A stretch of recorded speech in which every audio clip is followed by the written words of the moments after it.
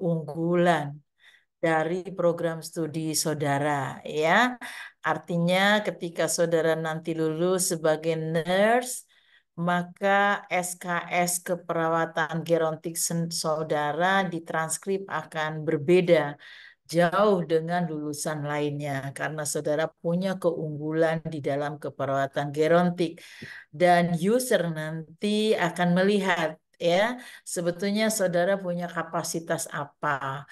Nah, mengapa juga di Poltekkes Kemenkes Jakarta 3 unggulannya adalah keperawatan gerontik? Saya kira sudah diceritakan harusnya dari awal, ya. Karena saat ini populasi lanjut usia, populasi orang di atas 60 tahun ke atas itu jumlahnya terus meningkat. Ya, hal ini merupakan satu keberhasilan dari sistem pelayanan kesehatan yang ada sehingga umur harapan hidup orang Indonesia saat ini sudah lebih panjang. Ya, itu sebabnya mengapa kita memilih keperawatan gerontik. Nah, untuk mengenal apa itu keperawatan gerontik, peran, fungsi, istilahnya, berbagai istilah yang ada gerontik, ada gerontologik, ada geriatrik, ini harus saudara pahami betul. Ya, sehingga nanti saudara tahu saudara akan punya kapasitas apa setelah lulus dari nurse di Poltekkes Kemenkes Jakarta 3. Ya, nah ada dua kelas di sini, kelas RKI dan kelas 3A yang masing-masing sama mempelajari eh, mengenai konsep keperawatan gerontik, di mana juga masuk di dalamnya aspek etik dan legal, ya, bagaimana praktik keperawatan gerontik ini dilaksanakan, ya. Kalau saudara melihat situasi dan kondisi saat ini di Indonesia di dalam pelayanan keperawatan gerontik, semua rumah sakit memiliki ward, memiliki apa ruangan keperawatan gerontik. Kemudian perawatan lansia di rumah mulai banyak. Kemudian nursing care banyak, ya. Kemudian dalam bentuk panti sosial yang disediakan oleh pemerintah untuk lanjut usia juga hampir di semua daerah banyak dan juga saat ini banyak tempat-tempat untuk lansia yang harus disewa. Ya, nah seperti ada Sentul Senior Living, ya. Nah, itu adalah satu tempat untuk lansia di masa-masa akhir kehidupannya. Ini menjadi tren saat ini. Ya, kalau dulu orang kalau lansia itu tinggal di panti gitu, ya, eh, merasa lansianya merasa terbuang, keluarganya juga sering dihujat oleh masyarakat. Tetapi kecenderungannya saat ini, lansia banyak yang sudah mempersiapkan dirinya untuk hidup pada saat lansia itu bersama-sama di panti.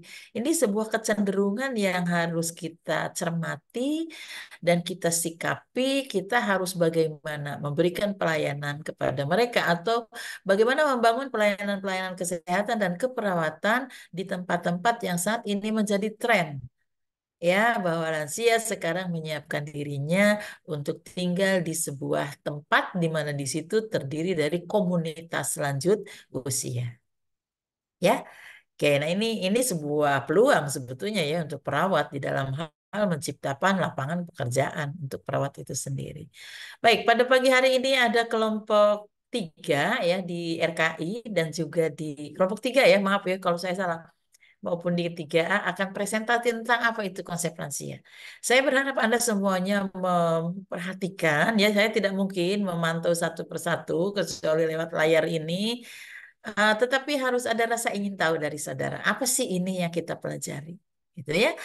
Baik, saya persilahkan ada satu moderator yang bisa mengatur jalannya presentasi. Jadi mekanisme pada hari ini adalah mula-mula presentasi masing-masing kelompok dari 3A dan juga RKI. Dan sesudah itu dibuka diskusi, Anda bisa bertanya kepada dua kelompok itu manapun. Ya, seseorang akan mampu bertanya apabila dia mengikuti dengan baik presentasi dari dua kelompok ini. Ya, oleh karena itu mohon keseriusan saudara di dalam belajar. Baik, saya persilahkan untuk dikelola SIPEN di RKI dan juga di 3A, siapa yang akan diminta untuk mengatur jalannya presentasi dan diskusi. Saya serahkan waktu kurang lebih 100 menit. Kita kan hanya ada 100 menit ya. Mudah-mudahan diskusi dan presentasi cukup 70 menit ya atau 75 menit, sisanya nanti saya memberikan ulasan dan masukan terkait dengan konsep ini. Saya persilakan, si pen mana? Ya, izin masuk Ibu. Silakan. Ya, baik. Izin masuk, saya Raffi Solagi Farah, sebagai CP dan moderator untuk perkuliahan pagi hari ini. Eh, Sebelumnya, terima kasih dan selamat pagi teman-teman yang sudah bergabung. Dan untuk Ibu Yeti, terima kasih sudah bergabung. Mungkin karena waktunya terbatas ya, jadi langsung boleh dimulai saja untuk dari kelas 3 RKI, kelompok 3 boleh share PPT-nya, share screen PPT-nya. Silakan.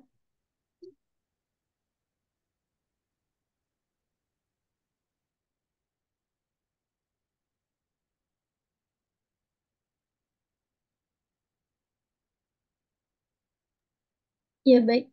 Untuk presentasi hari ini dimulai dari kelompok 3 RKI dengan dengan tema konsep keperawatan gerontik yang akan dibawakan oleh kelompok 3. Next slide.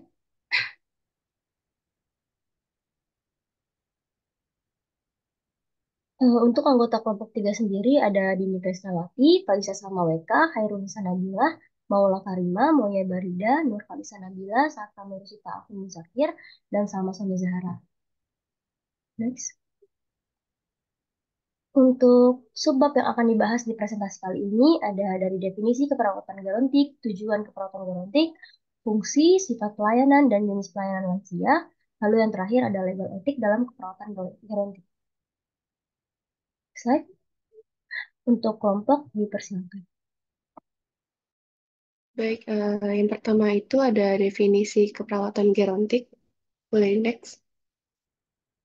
Ya, jadi keperawatan yang berkeahlian khusus merawat lansia itu pertama kali dinamakan geriatrik. Namun pada tahun 1976, nama tersebut diganti dengan nama gerontological, yang berasal dari kata geros, yaitu lanjut usia atau seseorang yang sudah mencapai 60 tahun ke atas, dan juga logos yang berarti ilmu.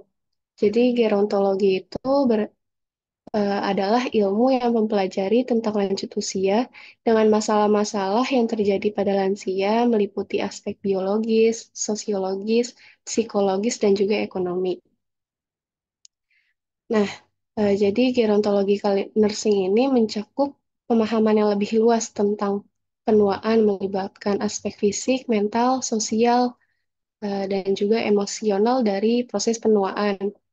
Nah, perubahan istilah ini mencerminkan pendekatan yang lebih holistik terhadap perawatan lansia, di mana perhatian ini tidak hanya difokuskan kepada aspek medis atau fisik, tetapi juga memperhitungkan faktor-faktor lain yang mempengaruhi kesehatan dan kesejahteraan lansia. Lalu keperawatan gerontik ini sendiri didefinisikan sebagai suatu bentuk pelayanan profesional yang didasarkan pada ilmu dan kiat atau teknik keperawatan yang bersifat komprehensif, terdiri dari bio, psiko, sosio, spiritual, dan kultural yang holistik, yang ditujukan pada klien lanjut usia, baik sehat maupun sakit pada tingkat individu, keluarga, kelompok, dan juga masyarakat. Boleh di next? Mohon maaf, izin masuk. Kelompok Baik. untuk waktunya 25 menit ya, sampai 8.40. Mohon dimaksimalkan. Terima kasih. Baik, terima kasih moderator. Saya izin masuk. Sebelumnya apakah suara saya terdengar?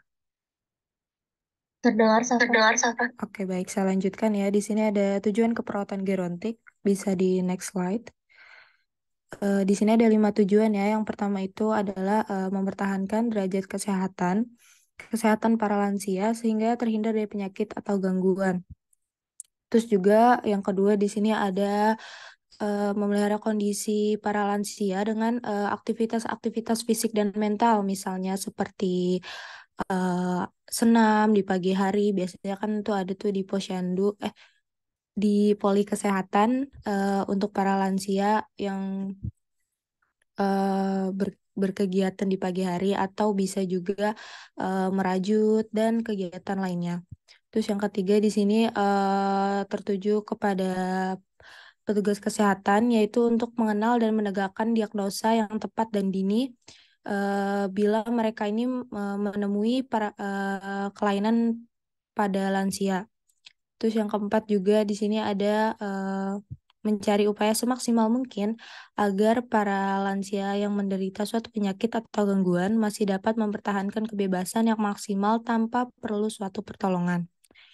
Dan yang terakhir di sini ada memberikan bantuan yang simpatik dan perawatan dengan penuh pengertian eh, yang dimana biasanya ini tuh untuk memberikan bantuan moral dan perhatian yang maksimal sehingga kematiannya berlangsung dengan tenang atau comfortable death. Bisa di next slide. Ya, selanjutnya ada fungsi keperawatan gerontik. Beberapa fungsi keperawatan gerontik. Yang pertama itu membimbing lansia untuk mencapai masa tua yang sehat, menghilangkan perasaan takut tua, memantau dan mendorong kualitas pelayanan, memperhatikan kesehatan dan kesejahteraan lansia, memberikan semangat, dukungan, dan harapan, melakukan perawatan restoratif dan rehabilitatif. Next. Mengkaji, merencanakan, melaksanakan, dan mengevaluasi perawatan secara menyeluruh, memberikan pelayanan sesuai kebutuhan, membangun masa depan perawat gerontik untuk menjadi ahli di bidangnya, saling memahami keunikan pada aspek fisik, emosi, sosial, dan spiritual, memberikan dukungan dan kenyamanan dalam menghadapi proses kematian atau ajal, serta mengajarkan untuk meningkatkan perawatan mandiri. Next.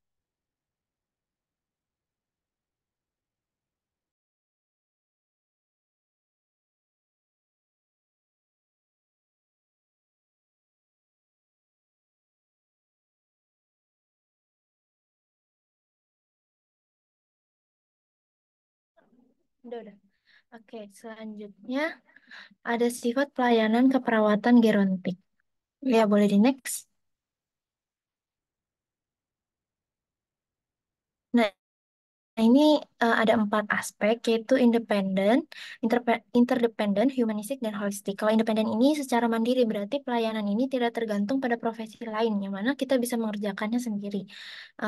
Ini dapat memberikan perawatan dasar, dukungan sosial, bantuan dengan mengandalkan pengetahuan dan kemampuan dari kliennya itu sendiri. Nah, selanjutnya ada interdependen, berarti ini kita harus kerjasama nih dengan profesi kesehatan lain seperti dokter, ahli gizi, psikolog, dan lain-lainnya untuk memberikan perawatan yang lebih komprehensif dan menyeluruh. Ada lagi yaitu humanistik, ini pelayanan yang melibatkan pendekatan secara personal yang menghargai dan melihat lansia sebagai individu dengan pengertian pada kesejahteraan mental, emosional, dan spiritual dari kliennya itu sendiri. Lalu selanjutnya ada holistik. Nah, ini pelayanan yang melibatkan pendekatan secara holistik yang mempertimbangkan kesehatan dan kehidupan klien secara keseluruhan. Nah, selain dari 4 aspek ini, yang harus diterapkan adalah aspek profesionalitas dalam melakukan perawatan, yang harus memiliki keterampilan dan pengetahuan yang cukup untuk menangani berbagai aspek keperawatan lansia, seperti penyakit menular, degeneratif, dan kesehatan mentalnya. Selain itu, pelayanan gerontik ini juga melibatkan kolaborasi dengan disiplin dan profesi untuk menciptakan perawatan yang lebih baik dan berkesan. Ya, boleh di next.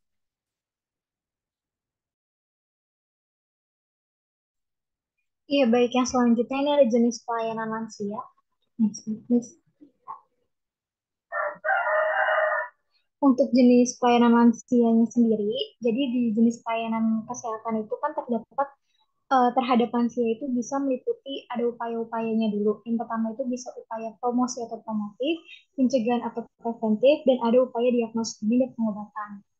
Nah, untuk upaya yang pertama, ini ada upaya promosi atau promotif. Kalau misalkan upaya promosi atau promotif sendiri, itu tindakannya bisa diberikan secara langsung dan tidak langsung.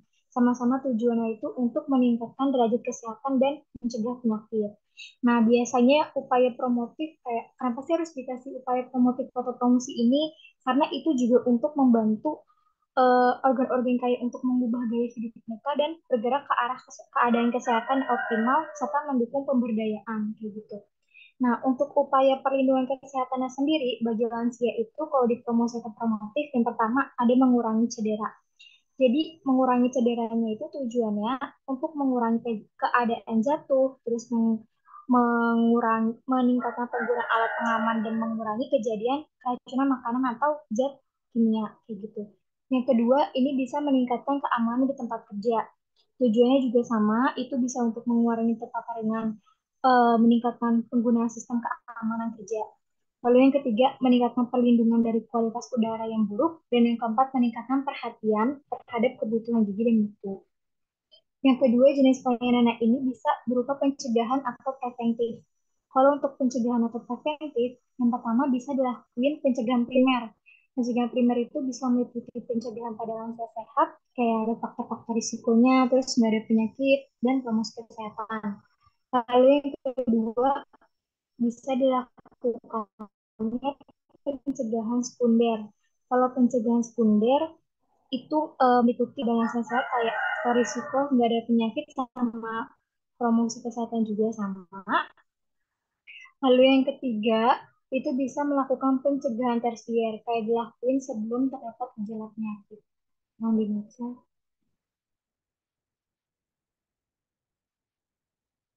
yang bisa kamu jelaskan. Yang ketiga selanjutnya ini ada jenis pelayanan diagnosis dini dan pengobatan. Untuk diagnosis dini dan pengobatan sendiri ini yang pertama diagnosis dininya. Jadi diagnosis dininya itu bisa dilakukan oleh lansianya sendiri gitu atau petugas profesional dan petugas institusi pun juga bisa. Nah, biasanya kalau oleh lansia sendiri itu bisa ngelakuin kayak tes screening kesehatan, kayak memanfaatkan kartu menuju sehat lansia dan memanfaatkan buku kesehatan pribadi atau BKP. Terus yang kedua pengobatannya. Kalau untuk pengobatannya sendiri, ini pengobatan terhadap gangguan sistem dan gejalanya itu meliputi sistem muskuloskeletal, kardiovaskular, terus pernapasan, pencernaan, urogenital, hormonal, dan saraf dan tubuhnya. Indonesia.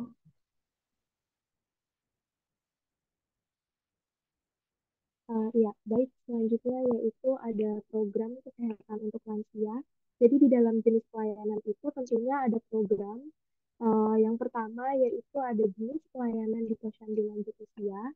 Jadi yang pertama itu ada pelayanan kesehatan yang meliputi pencatatan pada aktivitas sehari-hari pada lansia seperti mencatat pola makan, cara mandi atau rutinitas buang air, lalu kemampuan berjalan dan berpakaian. Setelah itu kemampuan untuk turun atau naik dari tempat tidur dan kemandirian lansia tersebut. Lalu selanjutnya yaitu lansia juga akan menerima beberapa pemeriksaan seperti screening, yaitu yang pertama adalah pemeriksaan kondisi mental, lalu pemeriksaan status gizi, selanjutnya yaitu ada pengukuran tekanan darah, lalu pemeriksaan laboratorium sederhana seperti tes kadar asam urat ataupun gula darah. Lalu selanjutnya yaitu ada pemberian makanan tambahan PMT. Jadi pada program pemberian makanan tambahan itu, Kadar Posyandu Lansia memberikan penyuluhan kepada para lansia mengenai makanan yang sehat dan bergizi yang perlu mereka konsumsi. Namun, untuk memudahkan para lansia menemukan bahan-bahan makanan tersebut, para tenaga kesehatan dan kader-kader ini tetap berpatokan dengan bagaimana budaya dalam daerah tersebut gitu. Bagaimana biasanya lansia itu menggunakan bahan makanan tersebut dengan kita itu menciptakan inovasi-inovasi untuk memperhatikan kebutuhan gizinya tersebut. Selanjutnya yaitu ada kegiatan olahraga yaitu seperti senam. Lalu yang keempat yaitu ada kegiatan non kesehatan yaitu seperti arisan atau kegiatan kerohanian ataupun kegiatan ekonomi produktif seperti berjualan, berkebun ataupun membentuk forum diskusi. Next slide. Ya, yang selanjutnya yaitu ada jenis pelayanan di puskesmas santun lanjut usia. Jadi program ini adalah sebuah pendekatan secara proaktif untuk lansia dalam mendukung peningkatan kualitas hidup dan kemandirian para lansia dengan aspek promotif, preventif, kuratif, dan rehabilitatif. Nah, di dalam pelayanan puskesmas lanjut usia ini memiliki ciri-ciri, yaitu yang pertama pelayanan baik dan berkualitas dan sopan. Lalu selanjutnya yaitu memberikan kemudahan dalam pelayanan kepada lansia. Selanjutnya yaitu memberikan keringanan atau penghapusan biaya pelayanan kesehatan bagi usia lanjut dari keluarga miskin atau yang tidak mampu. Selanjutnya yaitu memberikan dukungan dan bimbingan pada lansia agar tetap hidup sehat dan mandiri. Lalu selanjutnya yaitu melakukan pelayanan yang proaktif untuk bisa menjangkau sebanyak mungkin para pekerja puskesmas. Selanjutnya yaitu melakukan kerjasama dengan lintas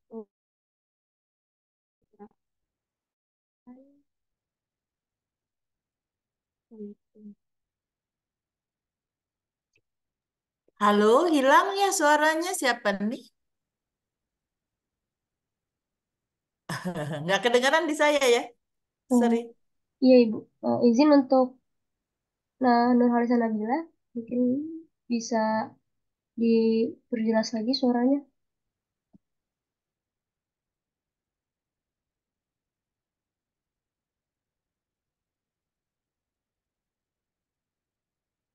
Halo, siapa barusan yang sedang bicara nih?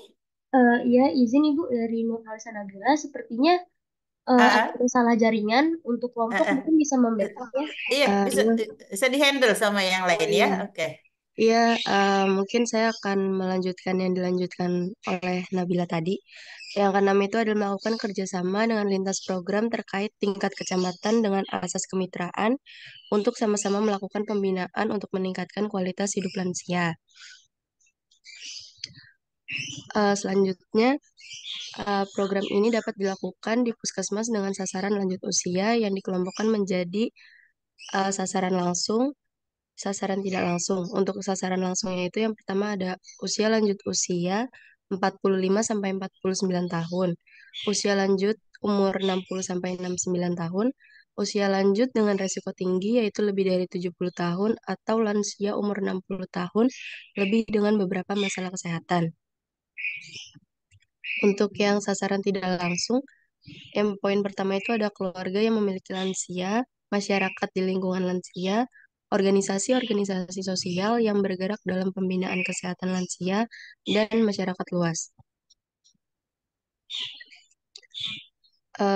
Untuk selanjutnya, kegiatan-kegiatan pembinaan kesehatan lansia yang dilakukan di puskesmas adalah yang pertama ada pendataan sasaran lansia, kedua penyuluhan kesehatan lansia, ketiga deteksi dini, keadaan kesehatan dan pemeriksaan kesehatan secara berkala dan rutin, keempat pengobatan penyakit yang ditemukan pada sasaran lansia, hingga rujukan ke RS apabila diperlukan.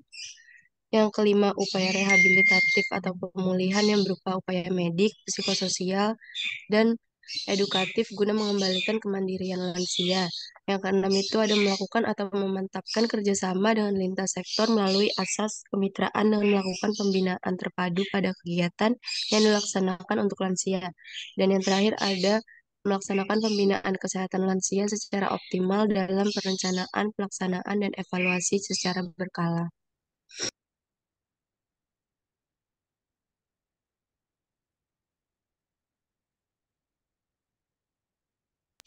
Iya, selanjutnya ada legal etik dalam keperawatan gerontik. Definisi legal etik dalam keperawatan gerontik. Aspek etik dalam keperawatan geriatrik sama halnya dalam bidang keperawatan lain, meliputi nilai kasih sayang, kesetaraan, keadilan, bermartabat, dan kerahasiaan atas otonomi seseorang sesuai kemampuan dan kapasitas mentalnya. Menurut pasal 361 KUHP, standar praktik keperawatan gerontik, semua pelayanan gerontik harus direncanakan, diatur, dan diarahkan. Perawat berpartisipasi dalam pembuatan dan pengujian teori sebagai dasar untuk keputusan klinis. Status kesehatan lansia juga harus dikaji secara komprehensif, akurat, dan sistematis. Dan yang terakhir, perawat juga menggunakan data pengkajian kesehatan untuk menentukan diagnosis keperawatan.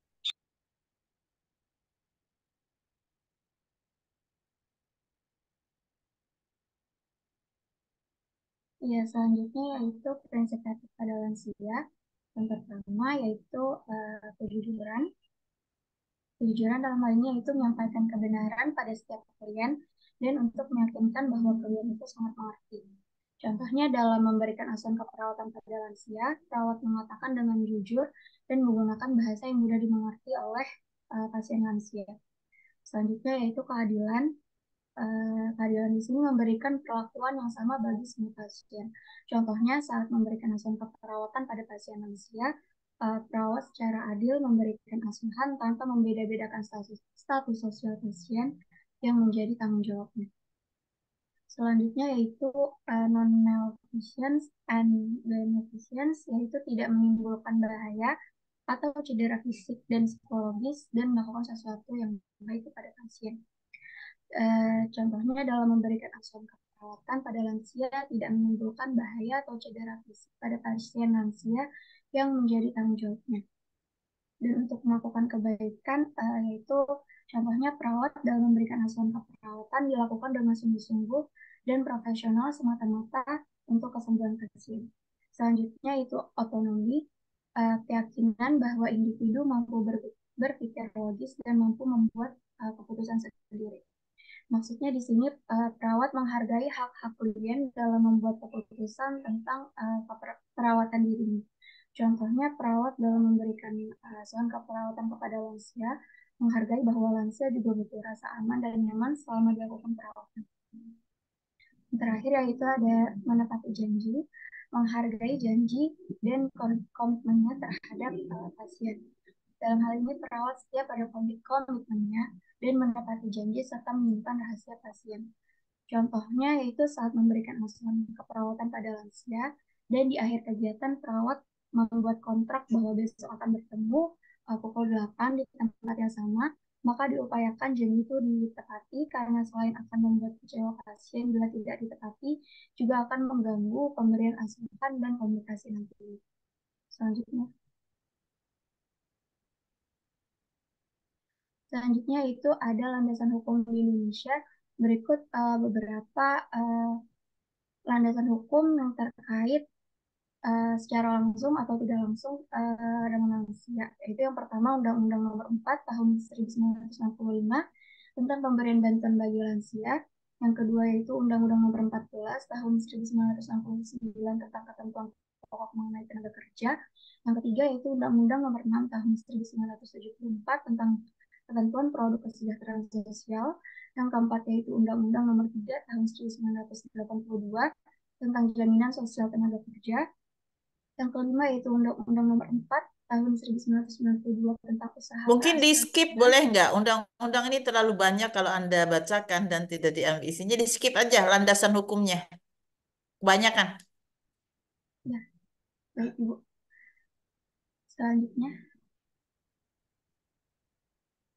Selanjutnya itu bentuk permasalahan yang dihadapi oleh lansia itu.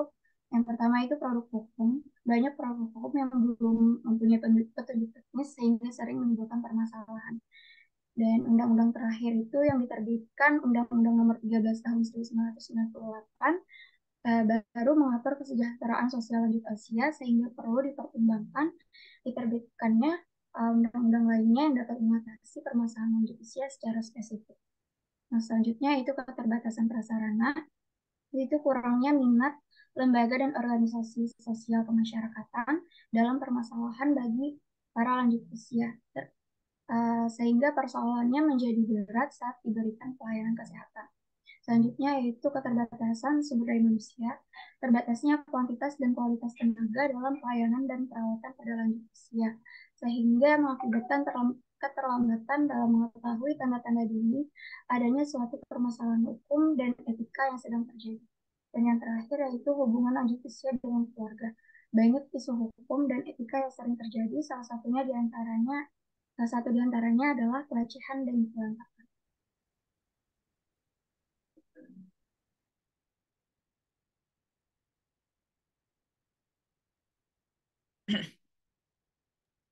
Selanjutnya.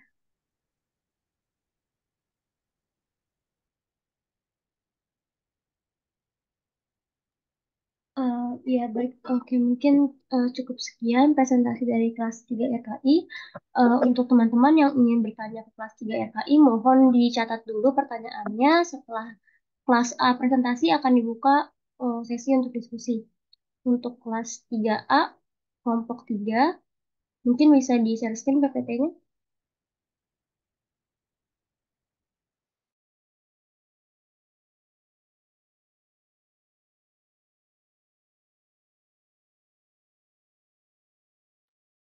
Ya, baik. Terima kasih untuk kelompok 3A. Eh, Materinya adalah konsep keperawatan genetik. Next slide. Untuk kelompok 3 ada anggotanya ada Adinda Cahya, Adinda Dwi Pertiwi, Fazwa Firdayanti, Fitri Alena Bila, Galuh Fitri Kusuma Nitias, Najwa Afifah. Next slide. Nisrina Hairunisa dan Sania Hasanah. Ya, untuk kelas 3A dipersilakan waktu presentasinya 25 menit. Jadi, Baik, izin masuk. Jadi di sini ada pengertian keperawatan gerontik. Jadi apa sih itu keperawatan gerontik? Gerontik berasal dari kata gerontologi geriatrik. Gerontologi ini adalah cabang ilmu yang membahas dan menangani proses penuaan dan masalah yang timbul pada orang yang telah berlanjut usia. Nah, geriatrik ini berkaitan dengan penyakit yang terjadi pada orang yang berusia lanjut. Jadi keperawatan gerontik ini adalah suatu pelayanan profesional yang berdasarkan ilmu dan kiat atau teknik keperawatan yang berbentuk biopsikososial, spiritual, dan kultural yang holistik yang ditunjukkan untuk pada klien usia lanjut, baik sehat maupun sakit, pada tingkat individu, keluarga, kelompok, dan masyarakat. Boleh di next slide. Nah, di sini ada ruang lingkup asuhan keperawatan gerontik. Yang pertama itu ada pencegahan terhadap ketidakmampuan akibat proses penuaan. Yang kedua ada perawatan yang ditujukan untuk memenuhi kebutuhan akibat proses penuaan. Dan yang ketiga ada pemulihan ditunjukkan untuk upaya mengatasi keterbatasan akibat proses penuaan.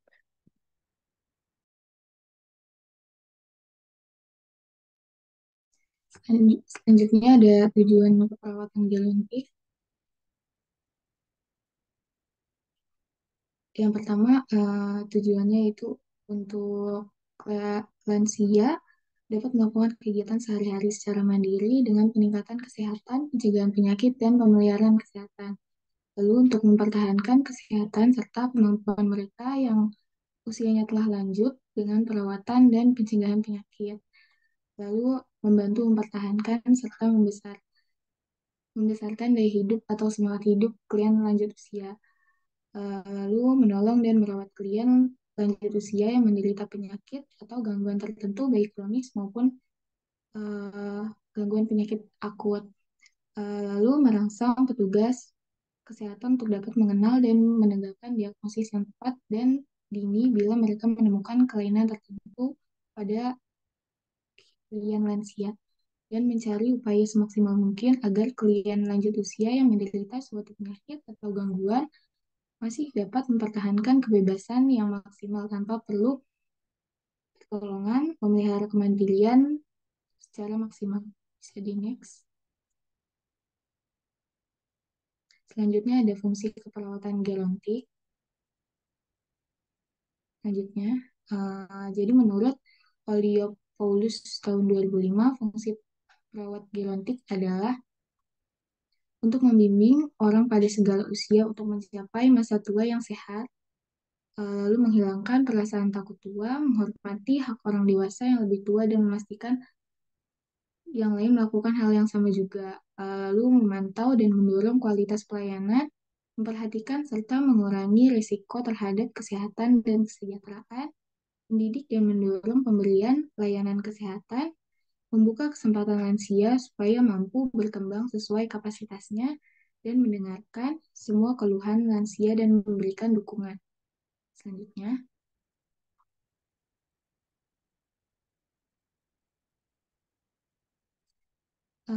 lalu fungsi selanjutnya memberikan semangat, dukungan, dan harapan pada lansia menerapkan hasil penelitian dan mengembangkan pelayanan keperawatan melalui kegiatan penelitian, melakukan upaya pemeliharaan dan pemulihan kesehatan, melakukan koordinasi dan manajemen keperawatan, melakukan pengkajian, merencanakan, melaksanakan, dan mengevaluasi perawatan individu dan perawatan secara menyeluruh pada lansia, memberikan pelayanan sesuai dengan kebutuhan lansia, membangun masa depan perawat gerontik untuk menjadi ahli di bidangnya, saling memahami keunikan pada aspek fisik, emosi, sosial, dan spiritual. Bisa di next. Lalu fungsi selanjutnya yaitu mengenal dan mendukung manajemen etika yang sesuai dengan tempat kerja, memberikan dukungan dan kenyamanan dalam menanggapi proses kematian, mengajarkan untuk meningkatkan perawatan mandiri dan kebebasan yang optimal pada lansia. Selanjutnya, selanjutnya ada sifat pelayanan keperawatan gerontik. Di sini ada upaya pelayanan kesehatan terhadap lansia meliputi ada asas, pendekatan, dan jenis pelayanan kesehatan yang diterima. Pertama ada asas. Nah, asas menurut WHO di tahun 1991 dalam Sulistiawati 2019 adalah to add life to the years that have been added to life dengan prinsip kemerdekaan, lalu ada perawatan. Nah, asas yang diterima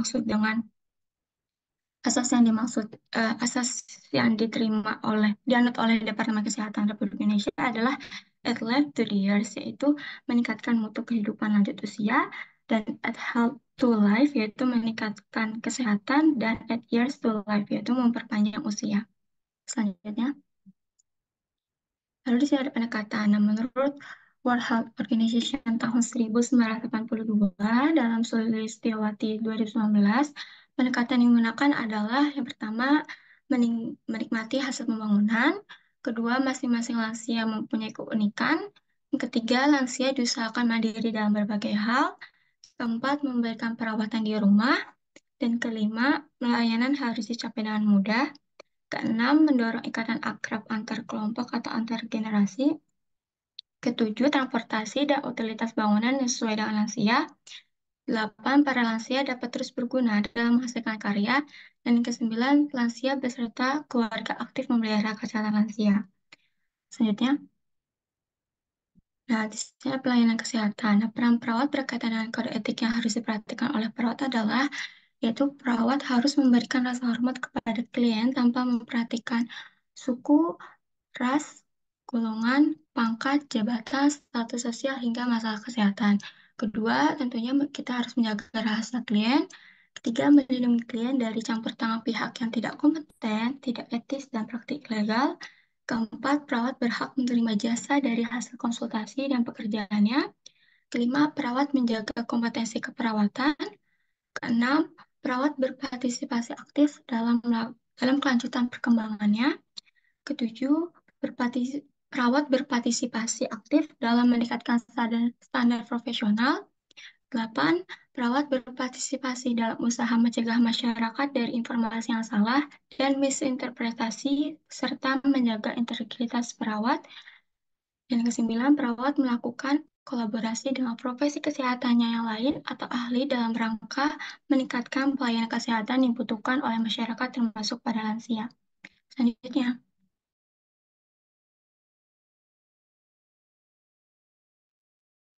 Ya, selanjutnya ada jenis pelayanan lansia, bisa di next.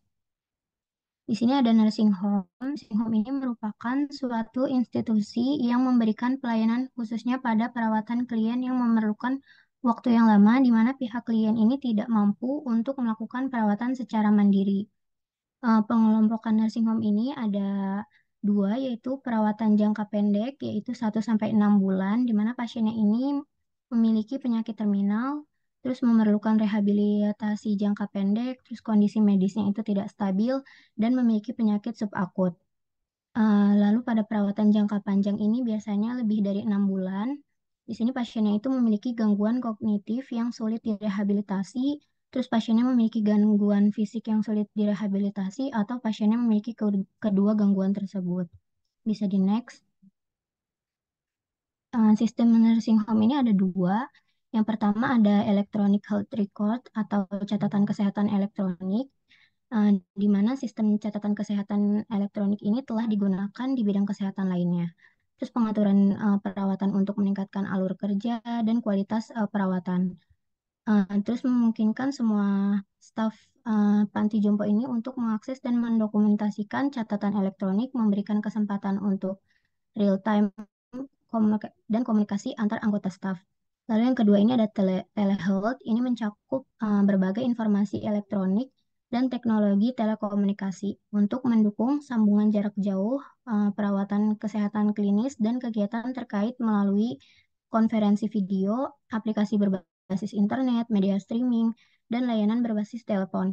Terus sebagai contohnya ini dalam pengaturan perawatan akut ini biasanya penggunaan tablet atau robot telepresence. Iya, jenis lainnya itu ada panti sosial lansia. Nah, di sini ada contohnya, ini ada di Jakarta Timur ya. Terus merajuk pada Peraturan Menteri Sosial Nomor 19 tahun 2012 tentang pedoman pelayanan sosial lanjut usia. Pada pasal 7 itu tercantum bahwa pelayanan dalam panti itu dilakukan dengan tujuan untuk meningkatkan kualitas hidup, kesejahteraan, dan terpenuhinya kebutuhan dasar lanjut usia. Nah, jenis pelayanan yang diberikan di dalam panti itu ada 5. Yang pertama itu ada tempat tinggal. Jadi lansia ini diberikan tempat tinggal yang bersih, sehat, aman, nyaman, dan pokoknya tuh yang layak bagi lansia. Terus yang kedua itu para lansia itu diberikan makanan yang sesuai dengan kondisi kesehatannya. Terus yang ketiga ada pemanfaatan waktu luang. Jadi lansia ini diberikan kesempatan untuk melakukan kegiatan atau aktivitas yang positif, bermakna, dan produktif seperti contohnya melakukan senam pagi, terus membaca buku, terus membuat karya-karya, atau melakukan hobi-hobinya. Terus selanjutnya itu ada bimbingan mental dan agama yang ditujukan untuk mengatasi masalah emosional dan psikologis.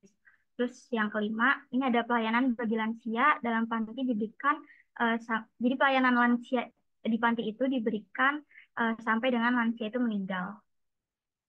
Nah, selanjutnya ini ada kebijakan dalam pelayanan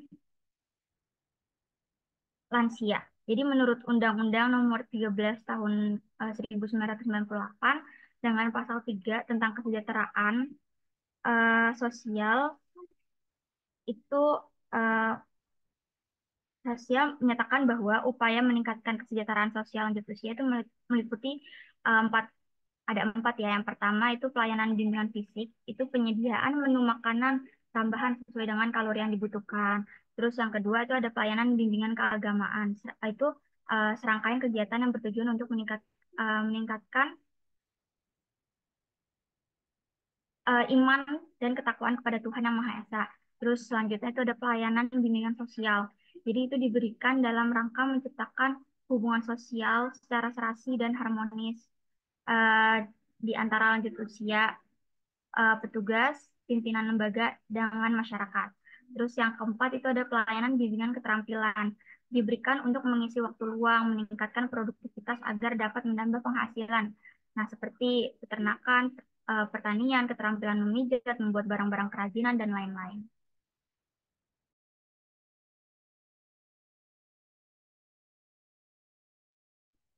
Jenis pelayanan lansia selanjutnya adalah daycare.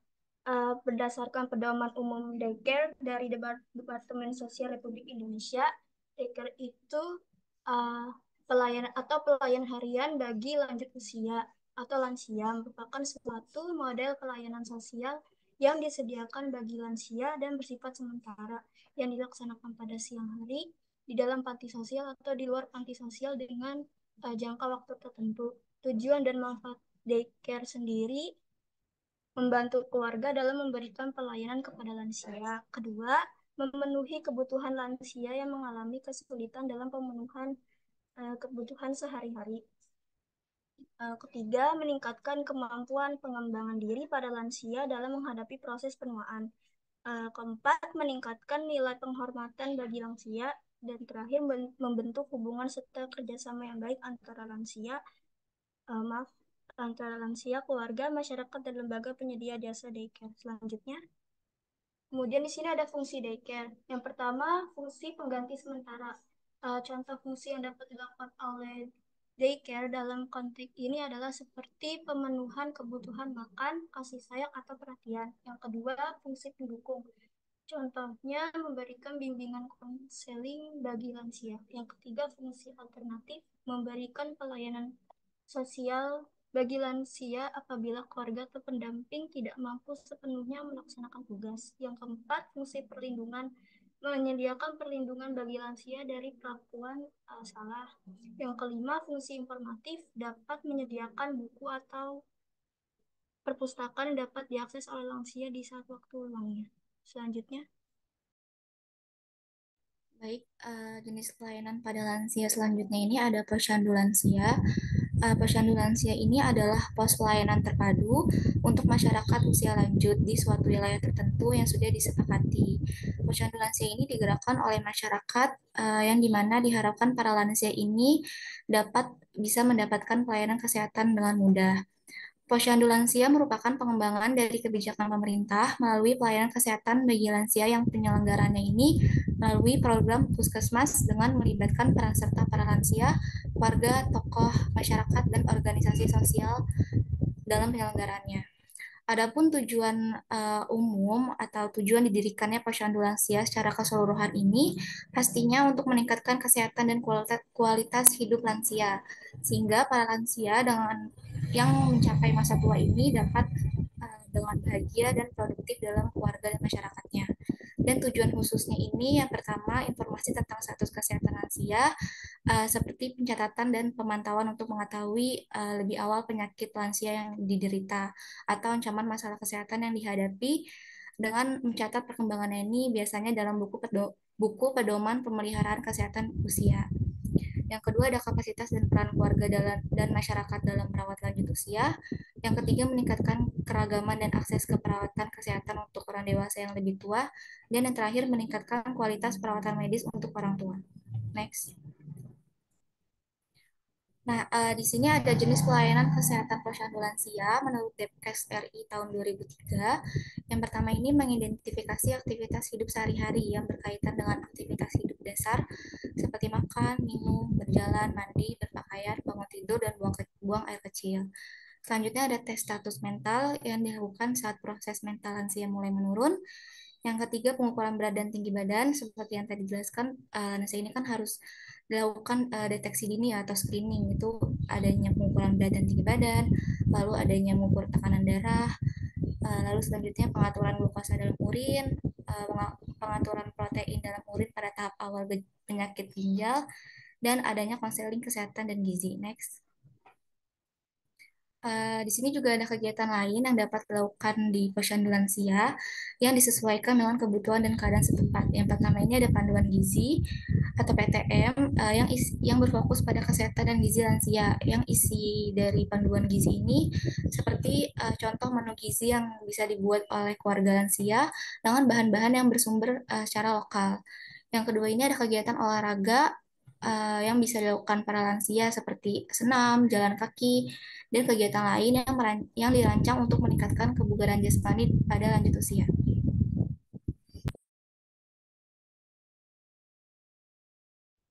Ya, selanjutnya ada legal etik dalam keperawatan gerontik. Ada hukum dan undang-undang yang terkait dengan lansia. Yang pertama ada UU nomor 4 tahun 1965 tentang pemberian bantuan bagi orang jompo, UU nomor 14 tahun 1969 tentang ketentuan pokok mengenai tenaga kerja, UU nomor 6 tahun 1974 tentang ketentuan pokok kesejahteraan sosial. Lalu UU yang lainnya bisa Tolong dibaca di pada skip aja slide. ya. Halo, moderator, Iya, Ibu. saya minta tolong di skip aja undang-undang ini. Kita juga tidak bertujuan untuk mengetahui semua ini ya. Justru isinya yang harusnya ada kupas salah satu. Tidak apa, di skip aja. Lanjut ke slide selanjutnya. Iya, bisa di next slide. Ada UU nomor 13 tahun 1998, bisa dilihat pada slide ya. Bisa di next. Lalu ada undang-undang yang masih perlu disusun, antara lain ada UU tentang pelayanan lansia berkelanjutan atau Continuum of Care, UU tentang tunjangan perawatan lansia, UU tentang penghuni panti atau Charter of Residence Right, lalu yang terakhir ada UU tentang pelayanan lansia di masyarakat atau Community Option Program. Sekian dari kelompok 3 dari kelas A, saya kembalikan kepada moderator. Iya, baik. Ya, baik. Terima kasih untuk kelompok 3A yang telah memaparkan presentasinya. Mungkin langsung saja kita ke sesi tanya jawab ya, diskusi. Untuk yang ingin bertanya bisa raise hand terlebih dahulu.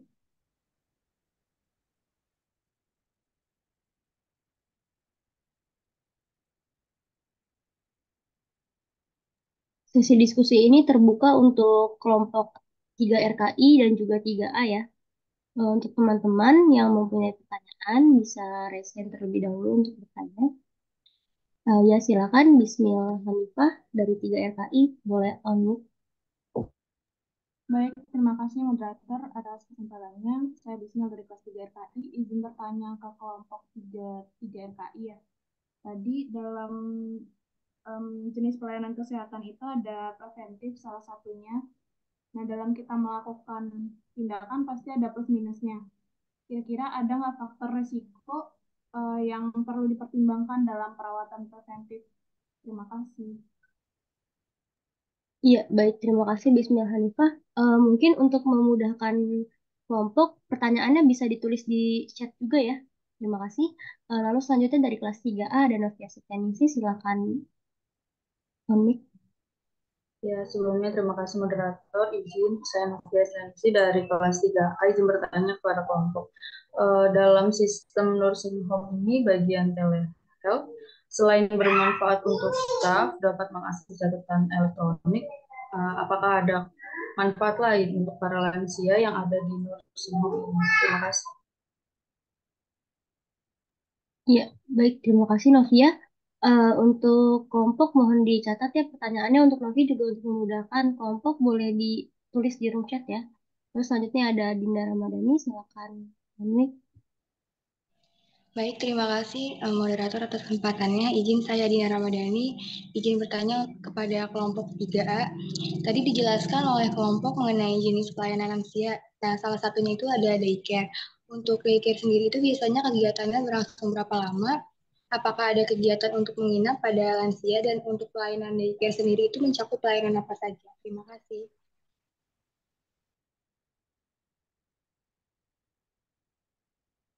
Ya, baik. Terima kasih ya Dinda. Untuk Hertinayo boleh unmute. Ya, baik. Terima kasih moderator. Sebelumnya suara saya terdengar tidak? Izin masuk, terdengar tapi kecil, mungkin boleh digedein lagi. Ya, izin moderator, izin bertanya tadi terutama buat kelompok 3 RKI. Tadi kan di kelompok ini membahas salah satunya bentuk permasalahan yang dihadapi, lalu menyebutkan di sini ada keterbatasan prasarana di mana terdapat kurangnya minat lembaga dan organisasi sosial kemasyarakatan dalam permasalahan bagi para lanjut usia. Di sini yang ingin saya tanyakan itu kenapa bisa lembaga dan organisasi kemasyarakatan sosial tersebut ini tidak berminat mengatasi permasalahan remaja, sedangkan bukannya menjadi tugas mereka juga untuk membantu mengatasi permasalahan dari lansia itu sendiri. Kurang lebih seperti itu pertanyaan saya, moderator. Terima kasih. Ya baik, ayo untuk memudahkan kelompok boleh ditulis ya di room chat pertanyaannya. Ya untuk mungkin untuk sesi kali ini untuk terakhir pertanyaan dari Angeliana Putri silakan nanti kalau misalnya ada yang mau bertanya lagi akan dibuka termin lagi ya. Silakan Angel. Ya, baik, terima kasih moderator. Izin bertanya untuk kelompok dan Ibu Yeti. Saya sebenarnya penasaran aja Bu, semisal lansia yang emang basicnya kesehatan ya Bu, seperti Ibu Yeti atau dosen-dosen keperawatan yang memang akan menjadi lansia. Kan pastinya Ibu sangat paham banget untuk memelihara kesehatan ya Bu. Nah, saya penasaran Bu, kira-kira pelayanan apa yang bisa kita lakuin atau terapkan untuk lansia seperti dosen-dosen kita atau yang punya basic kesehatan juga, Bu. Terima kasih. Pertanyaannya lucu. Oke, terima kasih. Siapa Angelina Putih ya? Oke, Iya, iya. silakan moderator. Nantilah saya jawab ya. Oke. Baik, terima kasih Angel. Boleh dibantu ditulis di room chat ya. Mungkin untuk saat ini 5 pertanyaan dulu dan kelompok bisa menjawab. Nanti jika waktu untuk sesi diskusi masih ada, akan dibuka eh, kesempatan untuk bertanya lagi ya teman-teman. Untuk kelompok jika sudah ada yang memiliki jawaban, boleh raise hand dan nanti dipersilakan untuk unmute.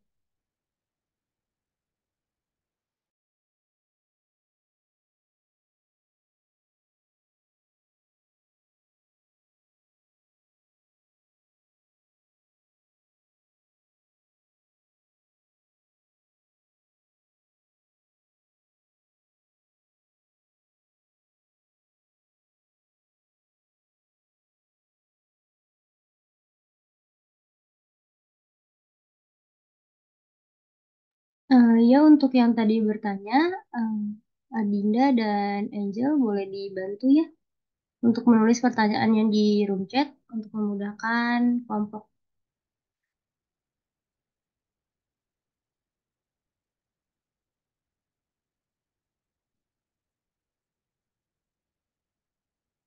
Ya, untuk kelompok boleh langsung menjawab ya.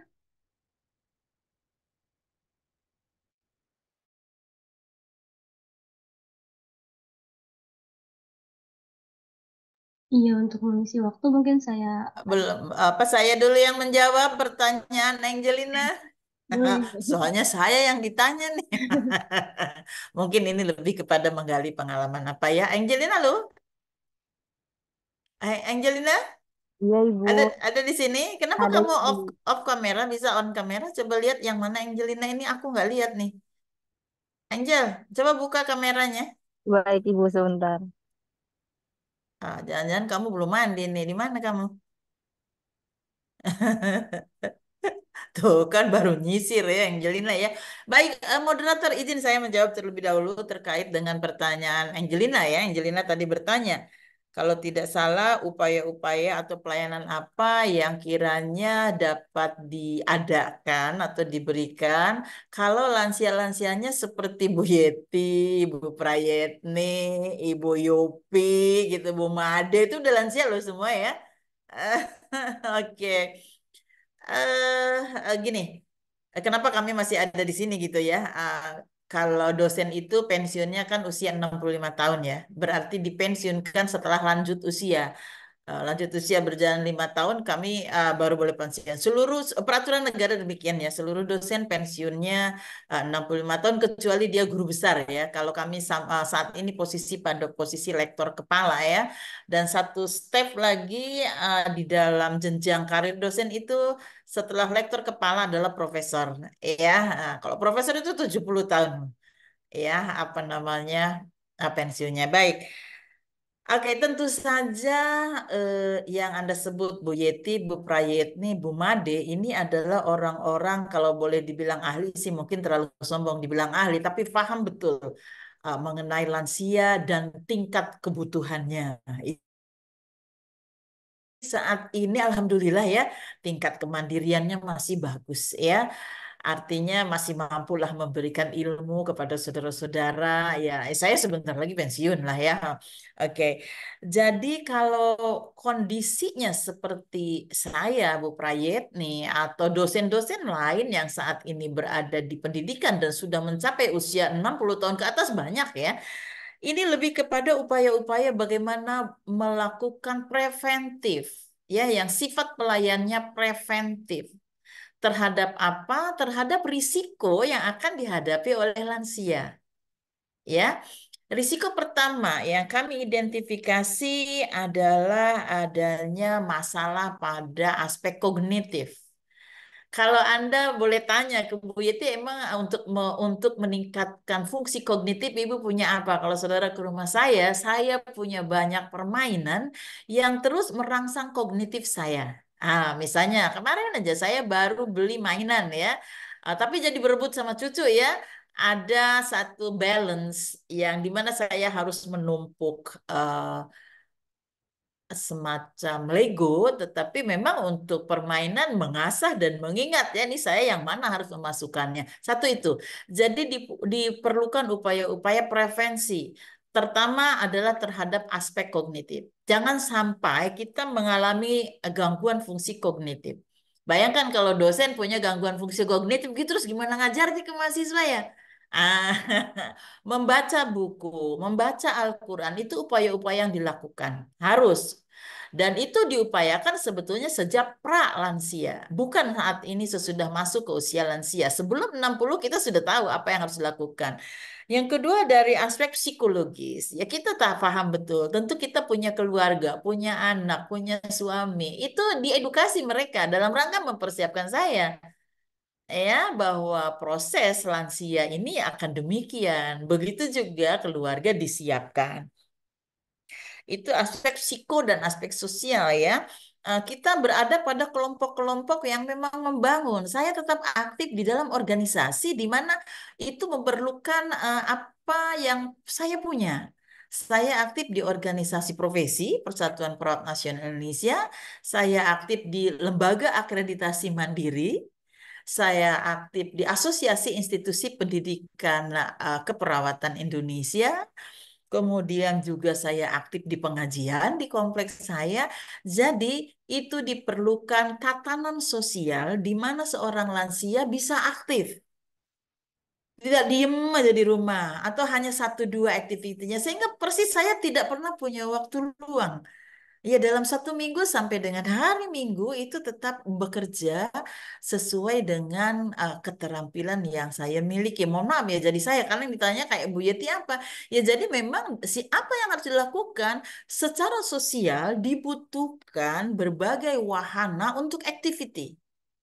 Ya, misalnya saya juga bergabung di dalam kelompok pensiunan nanti ya, kelompok pengajian, kelompok-kelompok WhatsApp yang memang berguna ya untuk kita. Jadi diperlukan sebuah tatanan ya semua itu untuk melakukan upaya-upaya pencegahan. Sudahlah kalau urusan fisik ya, yang namanya olahraga dan lain sebagainya. Dan sudah terasa sebetulnya beberapa perubahan fisik itu terjadi. Dan itu segera harus kita lakukan upaya-upaya pencegahannya ya. Jadi kalau Angelina ingin tahu, kalau untuk dosen-dosen seperti ini apa sih pelayanan satu lagi? Kami perlu lembaga yang memberikan upaya-upaya preventif sejak pralansia dengan berbagai activity atau kegiatan yang merangsang terutama aspek psike, aspek kognitif, dan aspek sosial. Itu mungkin kalau untuk kalangan seperti yang saudara lihat dosen-dosen saudara ya. Kalau yang lain, dan itu tidak perlu kemudian kita harus menyediakan, sudah ada, sudah tersedia. Tinggal kita membangun dan bagaimana kita aktif di dalam kegiatan-kegiatan tersebut. Gitu. Angelina ya. Jadi dosen-dosen ini tetap tough ya. Ibu Prayatni kemarin pensiun dengan usia 65 tahun ya. Oh itu tetap masih digunakan oleh berbagai organisasi. Beliau juga adalah asesor ya. Beliau juga adalah sering menjadi pembicara ya dan dibutuhkan oleh banyak kalangan. Ya mungkin itu yang saya minta sih kalau Anda mau menyediakan sebuah lembaga upaya prevensi untuk mencegah terjadinya banyak hal yang dapat terjadi pada lanjut usia. Mungkin itu juga yang bisa saya sampaikan kepada saudara-saudara bagaimana kami harus tetap bugar, harus tetap produktif, melakukan penelitian iya, pengabdian kepada masyarakat iya, mengajar iya, itu membangun sesuatu ya kepuasan di dalam diri kita sebagai lanjut usia. Oke, demikian yang dapat saya sampaikan. Silahkan kalau mau menyediakan layanan dengan senang hati. Terima kasih. Assalamualaikum warahmatullahi wabarakatuh. Waalaikumsalam. Terima kasih Bu Yeti atas jawabannya. Membantu kelompok ya Bu ya. Terima kasih banyak Ibu Yeti. Iya, sama-sama. Ya, baik. Silahkan, moderator silahkan kembali. Baik, kita lanjutkan ya. Masih ada pertanyaan dari Hertinayu, Novia, Adinda, dan Bismil.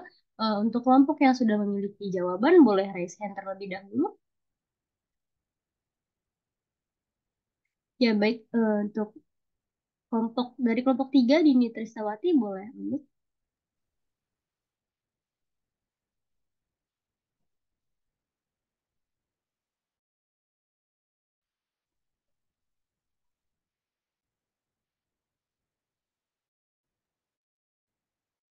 Dini, apakah sudah bisa menjawab?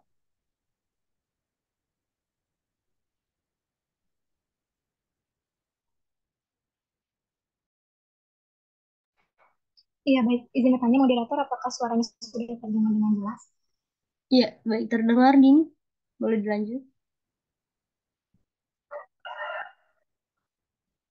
Iya, baik. Terima kasih, moderator. Saya Dimitri Trisawati izin menjawab pertanyaan dari Bismil Hanifah. Pertanyaan yang perlu dipertimbangkan dalam perawatan preventif. Ya, baik. Seperti yang kita tahu ya, teman-teman. Jadi, untuk faktor yang perlu dipertimbangkan dalam perawatan preventif atau pencegahan ini, yaitu yang pertama dari faktor usia lansia sendiri. Usia lanjut ini kan tadi sudah dijelaskan ya, bahwasannya usia yang di atas 60 tahun seperti itu. Jadi kita bisa tahu nih, umumnya untuk usia lanjut atau usia yang sudah di atas 60 tahun ini, biasanya umumnya itu lebih rentan terhadap berbagai kondisi harus disesuaikan sama perubahan fisiologisnya yang terjadi dengan bertambahnya usia. Lalu yang kedua, bisa dari faktor riwayat kesehatan. Nah, kalau dari faktor riwayat kesehatan, ini bisa dievaluasi dari riwayat penyakit kronisnya, lalu riwayat perawatan medis sebelumnya, dan riwayat keluarganya. Yang ketiga, itu bisa kita lihat dari faktor biaya hidup dari lansianya sendiri. Nah, seperti yang kita tahu juga, untuk beberapa kesehatan yang bisa mempengaruhi kesehatan lansia, itu kan ada perilaku hidup sehat, kayak contohnya itu ada pola makan, olahraga, kayak gitu kan, sama ada yang kayak kebiasaan merokok. Nah, faktor-faktor ini tuh perlu dievaluasi gitu, untuk kita kasih saran yang sesuai dengan perawatan preventif atau pencegahan yang akan diberikan kepada lansia tersebut. Lalu yang keempat, ini bisa dari faktor nutrisi dan dietnya. Kayak gitu. Untuk nutrisi dan dietnya ini bisa diberikan perawatan preventif kayak penilaian diet dan status nutrisi yang untuk membantu merancang rekomendasi nutrisi yang sesuai. Seperti itu. Untuk tambahannya akan dijelaskan oleh rekan saya, dipersilakan. Baik, Mod izin masuk. Sebelumnya apakah suara saya terdengar? Iya, izin. Baik, saya izin menambahkan dan menyimpulkan apa yang sudah teman saya jelaskan ya. Jadi, faktor resiko yang perlu ditimbangkan dalam perawatan preventif keperawatan gerontik ini kan melibatkan kesehatan fisik, mental, dan lingkungan. Terus, faktor-faktor ini juga meliputi riwayat penyakit kronis, kecacatan, gangguan kognitif, sosial, nutrisi, dan tingkat aktivitas, serta lingkungan tempat tinggalnya juga berpengaruh. Dan dukungan sosialnya juga dapat memengaruhi kesejahteraan lansia. Hanya itu aja yang bisa saya tambahkan. Bagaimana Bismil? Apakah pertanyaannya sudah terjawab? Ya, sudah terjawab. Ya, baik, terima kasih. Saya kembalikan kepada moderator.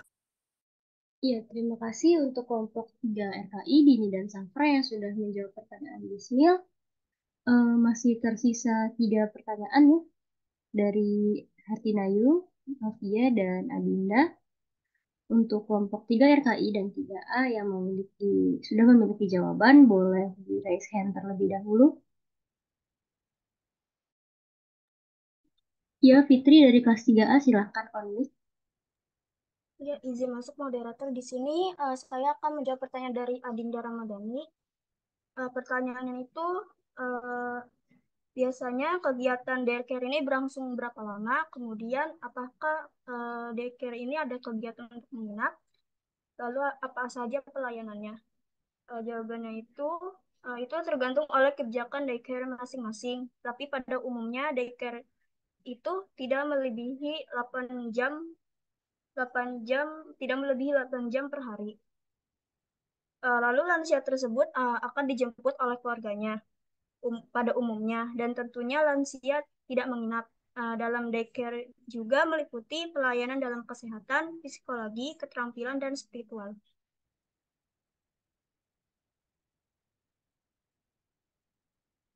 Apa sudah terjawab, Adinda Ramadhani? Sudah terjawab. Terima kasih Fitri Alia. Ya, terima kasih Fitri untuk jawabannya. Masih ada dua pertanyaan lagi ya dari Ayu dan Novia. Untuk dari Novia, dalam sistem nursing home di bagian telehealth, selain bermanfaat untuk staff, apakah ada manfaat lain untuk yang lansia yang di nursing home? Lalu pertanyaan dari Ayu yang membahas eh, untuk permasalahan yang dihadapi, membahas keterbatasan prasarana, di mana kurangnya minat lembaga, kenapa bisa kurang minat untuk mengatasi permasalahan lansia. Dengan tujuannya kan untuk membantu mengatasi permasalahan ya. Nah, untuk kelompok, jika ada yang sudah memiliki jawaban, langsung raise hand saja ya. Terima kasih. Izin masuk. Ya, silakan Nisa. Ya, saya dari kelompok 3 KRKI menjawab pertanyaan Hertina dulu. Tadi itu pertanyaan kurangnya minat lembaga sosial dalam menangani permasalahan lansia saat ini. Kurangnya minat lembaga dan organisasi sosial dalam mengatasi permasalahan lansia pada saat ini itu ada beberapa faktor, yaitu seperti kurangnya pemahaman akan kebutuhan lansia, prioritas yang lebih tinggi pada isu-isu lain yang terjadi, atau keterbatasan sumber daya. Selain itu juga stigma terhadap penuaan dan kurangnya kesadaran masyarakat tentang pentingnya mendukung lansia juga dapat mempengaruhi minat lembaga dan organisasi sosial. Mungkin beberapa pihak juga melihat permasalahan lansia ini sebagai tanggung jawab pribadi atau keluarga dan bukan tanggung jawab lembaga atau organisasi sosial. Untuk itu, pendidikan dan peningkatan kesadaran dapat membantu mengubah persepsi ini, dan advokasi untuk memperjuangkan kebutuhan lansia dapat membantu menarik perhatian lembaga dan organisasi sosial untuk berperan dalam menangani permasalahan ini. Sekian, saya kembalikan ke moderator. Iya, baik. Terima kasih Nisa. Untuk Nayu, apakah sudah terjawab? Iya, izin moderator, sudah cukup terjawab. Terima kasih. Ya, baik. Terima kasih untuk pertanyaannya, dan Hairunisa Nabila, terima kasih untuk jawabannya. Tersisa satu pertanyaan lagi ya dari Novia kelas 3A. Untuk kelompok 3A, jika ada yang memiliki jawaban, boleh langsung raise hand ya.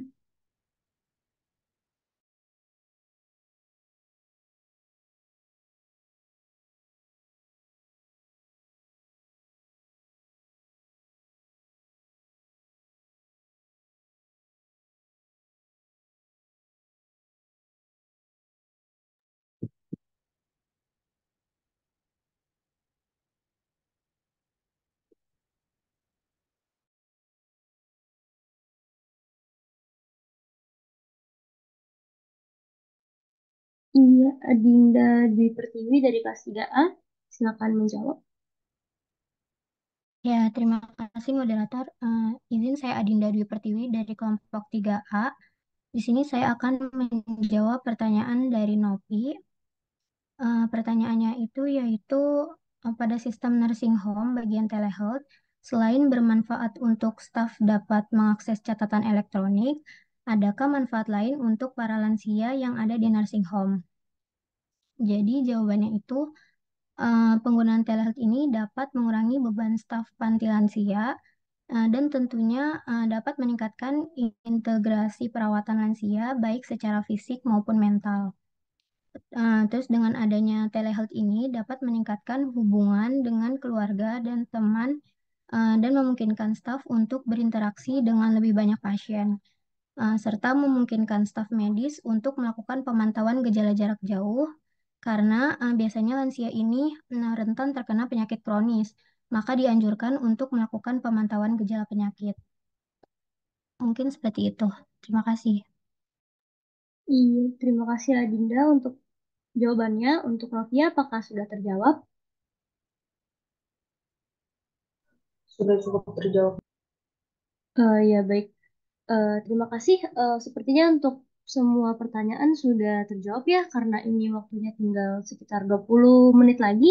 Mungkin sesi pertanyaan dan diskusi akan diakhiri sekarang saja supaya dilanjutkan untuk materi Bu Yeti. Terima kasih, saya kembalikan kepada Bu Yeti.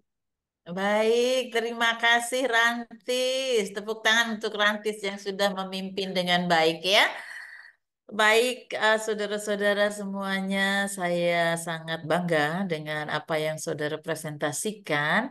Kelihatannya materi antara kelompok 3 kelas RKI dengan kelompok 3 kelas A itu bagus, bagus sekali dan saling melengkapi. Oleh karena itu, saya berharap nanti seluruh mahasiswa itu memiliki keseluruhan materi, baik yang disampaikan oleh kelompok 3A, 3B, kemudian juga kelas RKI. Ada 3C ya? Lupa saya. Baik, terima kasih atas diskusinya. Saya kira sangat baik. Apa namanya, Rantis Aulia juga membawakannya dengan sangat baik ya. Pertanyaan-pertanyaan cukup baik, walaupun hanya ada 5 ya. Ada 5 pertanyaan ya. Saya mencatat yang bertanya itu Bismil, Novia, Adinda, Hertina Ayu, dan Angelina ya. Pertanyaannya cukup cukup baik, mantap lah ya, untuk bisa memberikan gambaran bahwa Anda memperhatikan. Baik, saudara-saudara yang saya hormati, saya mungkin hanya ingin menyampaikan saja ya, dari keseluruhan yang saya amati dari awal sampai dengan akhir diskusi, disimpulkan bahwa saudara sudah mengungkap bahwa lanjut usia baik di dunia maupun di Indonesia pada saat ini dan di masa yang akan datang itu mendapat perhatian serius, baik itu dari sektor kesehatan, sosial kemasyarakatan, bidang kesejahteraan, dan lain sebagainya. Jadi saudara harus yakin bahwa lansia di masa yang akan datang itu akan mendapat pelayanan yang cukup prima, yang cukup santun ya, dan diperhatikan dari berbagai aspek. Ya, ini merupakan satu kebijakan pemerintah yang tepat. Ya, dan juga satu kebijakan Poltekkes Kemenkes Jakarta 3 mendalami hal ini adalah hal yang tepat. Ternyata lanjut usia ini di dalam perjalanannya kan kita yakin bahwa akan terjadi perubahan-perubahan sesuai dengan usia. Itu yang tidak bisa ditolak. Ya, mau dia sekali berprofesor dalam bidang pelayanan kesehatan, apakah bisa menolak tua? Apakah bisa menolak adanya penyakit degeneratif yang terus meningkat pada lansia? Tidak, semuanya akan mengalami itu. Semuanya ada titik, ada masanya akan ke situ. Nah, yang kita harapkan di dalam pelayanan kesehatan khususnya ya, kita akan berupaya sedapat mungkin ya lansia ini mengalami penurunan kesehatan selambat mungkin. Jadi lansia sama-sama usia 60. Tetapi saudara harus tahu bahwa tidak sama orang 60 tahun itu kondisinya. Tidak bisa secara matematis 60 tahun akan begini, akan begitu, tidak. Nah, ini sangat bergantung kepada kehidupan setiap orang pada masa sebelum memasuki masa lansia. Jadi, menjadikan lansia itu sehat bukan pada saat dia memasuki usia 60. Harus dilakukan preparing ya, sebelum memasuki usia lanjut itu. Nah, itu yang dipikirkan oleh pemerintah. Maka tadi dikatakan sifat daripada pelayanan lansia ya, ada promotif, ada preventif, ada kuratif, ada rehabilitatif, itu tepat. Tetapi lebih diharapkan seperti yang tadi ditanyakan Angelina. Kalau lansia itu sebetulnya apa sih yang saat ini dibutuhkan? Terutama kita-kita yang tahu kesehatan, adalah lembaga-lembaga yang bisa melakukan upaya-upaya pencegahan. Misal, satu hal, risiko-risiko yang paling tinggi pada lanjut usia adalah risiko jatuh. Nah, bagaimana masyarakat harus paham, keluarga harus paham, mencegah supaya lansia tidak mengalami jatuh. Ya, ini harus dilakukan upaya yang sangat sangat masif di keluarga. Kenapa? Kalau saudara nanti pergi ke rumah sakit, ke geriatric ward, ya, tempat perawatan lansia, coba lihat prosentasenya di situ penyakit apa yang banyak jatuh, fraktur pada lansia. Ya, sehingga tingkat ketergantungan lansia terhadap keluarganya itu menjadi sangat tinggi dan ini menjadi beban. Nah, oleh karena itu kita sebagai perawat atau sebagai tenaga kesehatan harus melakukan upaya-upaya pencegahan terhadap risiko-risiko yang terbanyak. Tadi ada yang bertanya ya, Bismil kalau tidak salah ya, risiko-risiko pada lansia yang perlu di prevent. Yang pertama kali adalah jatuh, yang kedua adalah demensia. Orang dengan demensia ketergantungannya tinggi. Orang dengan fraktur ketergantungannya tinggi. Dan itu akan membuat pemberi pelayanan kesehatan seperti perawat atau caregiver ataupun dokter ataupun rehabilitasi ini akan menjadi sangat besar. Dan mereka akan menjadi beban. Nah, bagaimana lansia supaya tidak menjadi beban? Tetapi tingkat kemandiriannya harus ditingkatkan, dijaga. Salah satu atau salah duanya adalah kondisi risiko yang paling akan membuat lansia ketergantungan adalah jatuh dan demensia. Saya kira Anda sudah mengenal apa yang disebut dengan geriatric syndrome. Yang 14I, sudah kenal 14I? Inkontinensia, gitu ya. Ini belum. Kalau belum nanti saya coba ingatkan Ibu Siti Maryam ya ini ya. Untuk bisa dikenali. Jadi ada giant syndrome. Ada gejala-gejala sebanyak 14 yang sudah diakui dan digunakan oleh dunia untuk mengidentifikasi masalah lansia. Ya, tolong semuanya kalau begitu kelas A dan kelas B identifikasi cari di Google geriatric syndrome atau giant syndrome yang 14I. Ya, nah itu yang harus dilakukan upaya-upaya pencegahan ya. Bismil, coba cari 14I, Anda share ke teman, itulah masalah lansia yang akan dihadapi. Dan kita harus mengantisipasi masalah-masalah itu tidak secepatnya muncul pada lansia. Itu akan muncul, hanya ada yang cepat, ada yang lambat. Nah, itu banyak faktor, banyak hasil penelitian. Mengapa lanjut usia di desa ya tingkat kemandiriannya jauh lebih mandiri dibanding dengan lanjut usia yang ada di perkotaan. Ya, lanjut usia di desa usia 80 masih mandiri. Ya, tetapi coba bandingkan dengan yang ada di perkotaan. Ini banyak penelitiannya. Anda silakan searching yang membandingkan lanjut usia kehidupannya di daerah urban dan di perkotaan. Ya. Oke, saya mungkin sedikit menyoroti dari aspek legal ya. Kalau yang lainnya saya kira sudah oke. Gini saudara-saudara kalau belajar aspek legal ya tadi aspek etik banyak dibahas oleh RKI.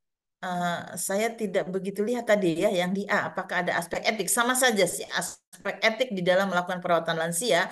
Perawat itu dasarnya selalu apa yang sudah dikemukakan tadi. Tapi aspek legal begini. Tadi Anda kebanyakan mengemukakan berbagai legal. Legal itu artinya regulasi. Regulasi itu adalah aturan. Banyak sekali peraturan dari mulai level perundang-undangan sampai dengan permen yang mengatur lanjut usia. Nah, saudara sebagai nurse nanti di dalam merancang asuhan pelayanan keperawatan kepada lanjut usia baik individu, kelompok maupun komunitas ya, itu harus didasarkan pada regulasi yang ada. Tapi karena kita ini dari bidang kesehatan, maka regulasi yang ada itu harus lebih banyak didalami regulasi dari aspek kesehatan. Bukan berarti tidak boleh Anda mempelajari bagaimana kesejahteraan lansia akan diperhatikan melalui regulasi yang ada ya. Tetapi saya kira ada beberapa yang belum tersampaikan tadi dan Anda harus pelajari itu. Anda nurse, Anda akan bersinggungan dengan regulasi. Ya, sehingga diperlukan pemahaman. Izin saya men-share regulasi-regulasi yang terkait dengan pelayanan kesehatan lansia. Mungkin saudara pernah dengar yang namanya apa itulah puskesmas santun lansia dan sebagainya ya. Saya kira itu penting dipelajari dan ada hal yang saya minta. Terlihat belum dukungan regulasi slide saya?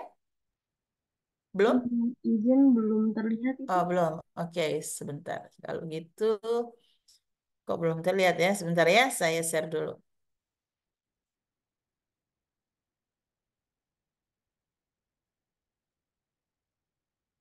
Dah, terlihat ya? Halo? Izin masuk sudah terlihat. Oke, nah ini yang tadi kelihatannya belum sempat dikupas oleh kelompok terkait dengan sistem regulasi yang terkait dengan kesehatan terutama ya. Kalau Anda lihat ini ada yang levelnya undang-undang, ada yang levelnya peraturan Menteri Kesehatan ya, atau juga keputusan-keputusan Menteri Kesehatan. Izin. Anda bisa lihat dan saya minta tolong pelajari. Ini tadi sudah disebut ya Undang-Undang Nomor 13. Isinya tuh apa? Ya, tetapi lebih khusus lagi saudara perlu mempelajari adalah nomor 43 tahun 2019 tadi sudah disinggung, silahkan. Pusat Kesehatan Masyarakat. Anda tidak tertutup kemungkinan bekerja di puskesmas ya. Bagaimana penyelenggaraan pelayanan kesehatan lanjut usia ya di puskesmas. Ada yang disebut dengan pelayanan ramah lansia, pelayanan santun lansia. Ya. Nah, kalau yang Permenkes 25 2016, saudara boleh saja melihat ini adalah rencana aksi nasional tentang kesehatan lansia, juga komplit melihat supaya saudara tahu ya akan seperti apa pelayanan lanjut usia 2019-2024 ini sudah ada. Anda silahkan searching. Ya, kemudian ada Peraturan Menteri Kesehatan Nomor 79 tentang penyelenggaraan pelayanan geriatrik di rumah sakit. Ini yang harus saudara cari dari aspek legal. Ya. Nah, kemudian ada di 2018 beberapa regulasi ya, tapi ini satu yang menonjol tentang kesehatan lanjut usia di lingkungan Kementerian Kesehatan. Ini bentuknya Kepmenkes ya. Tolong ini dicatat yang harus dicari. Tadi tidak salah saudara memukakan berbagai undang-undang yang sudah lama sekali, tapi saya kira Anda bisa lihat pada undang-undang itu kan gugur karena munculnya undang-undang yang baru ya. Belum tentu yang tahun 1960-an itu masih berlaku. Anda lihat ya pada keterangan terkait dengan undang yang baru ini, undang-undang yang baru ini. Jadi jangan yang terlalu lama. Cukup Anda pelajari ini. Nanti kalau saudara berada di pelayanan, apakah itu di rumah sakit ataupun di puskesmas, saudara harus pegang ini regulasinya. Ya? Oke, mungkin itu tambahan dari saya terkait dengan aspek legal yang tadi mungkin ada, tetapi saya minta di skip karena terlalu banyak dan Anda menyebutkannya. Ada PPT dari saya sebetulnya. Aduh, sebentar, ini kok habis baterainya ya? Saya nggak perhatikan. Sebentar ya, izin saya mau pasang dulu.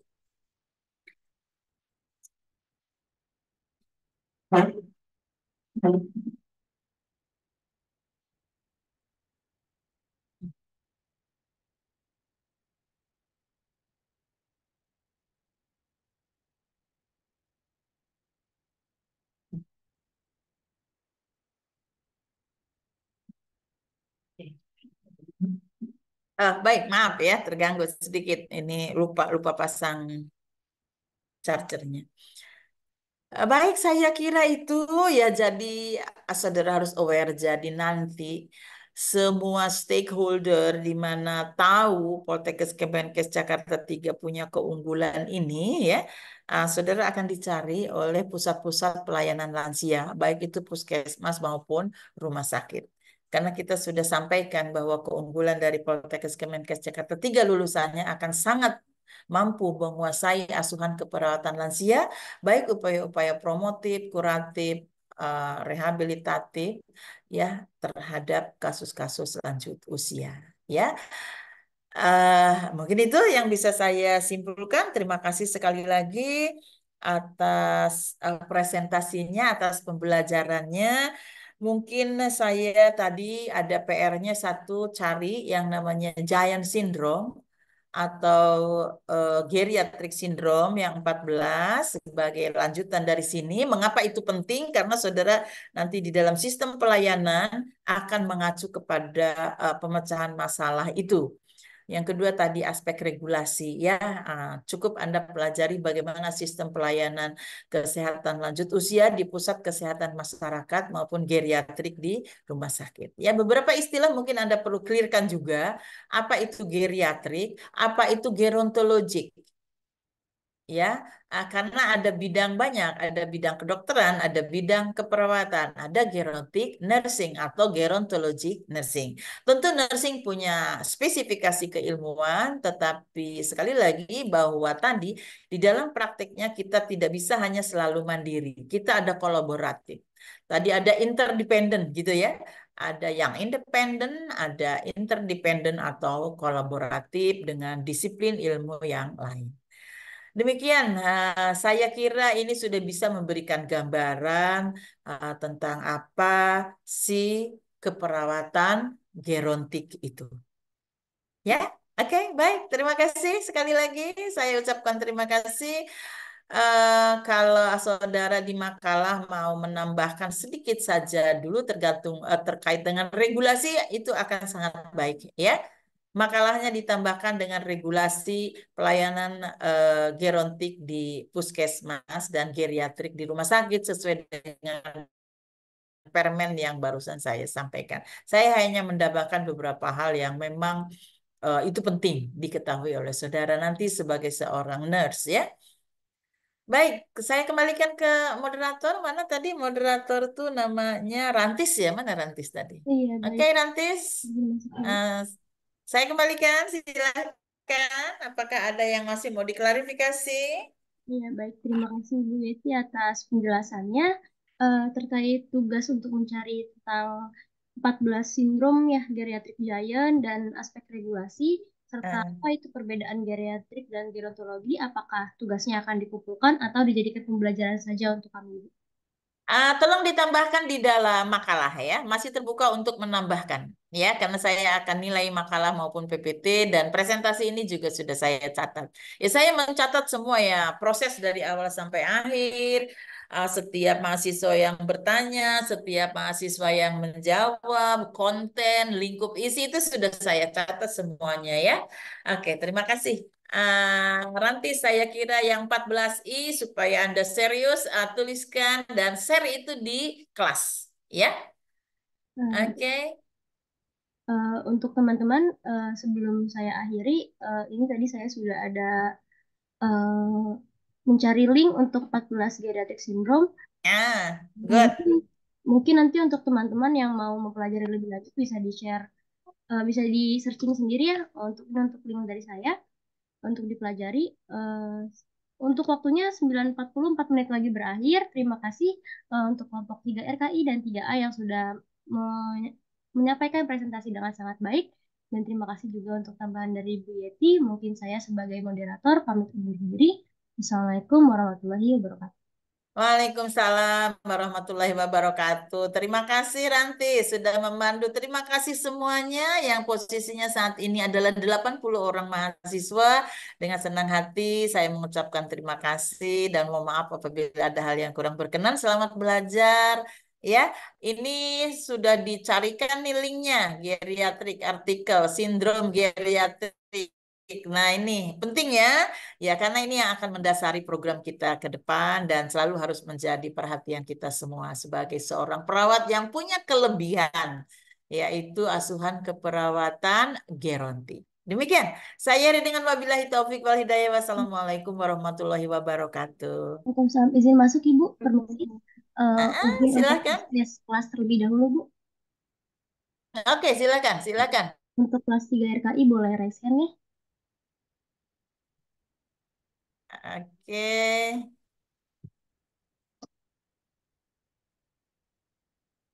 Iya, baik. Untuk slide pertama. Yumna, kamu kepalanya aja yang kelihatan, Yumna. Mundur dikit. Itu untuk slide kedua.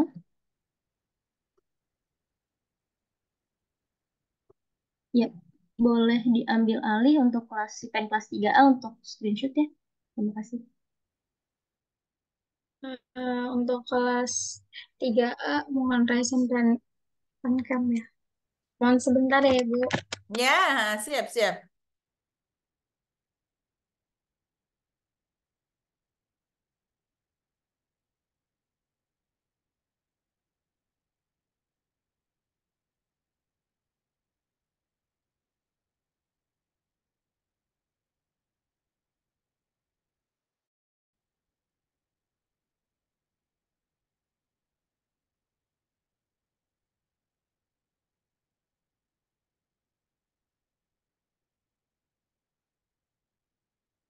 Cukup?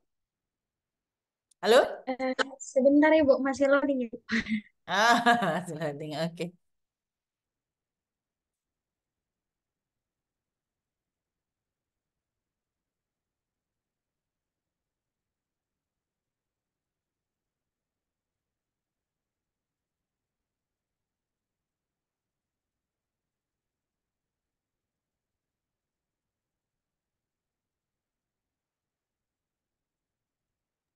Baik, Ibu. Sudah, Ibu. Terima kasih, Bu. Sudah baik, terima kasih ya.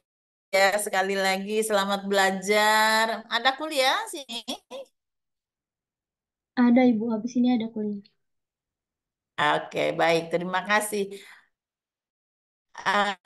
Daftar hadir mungkin akan lebih baik supaya seragam ada manual aja ya. Nah, saya sudah lihat ini apa kehadiran semuanya. Baik, terima kasih. Saya izin keluar dari room ya. Yuk, selamat belajar. Terus semangat ya.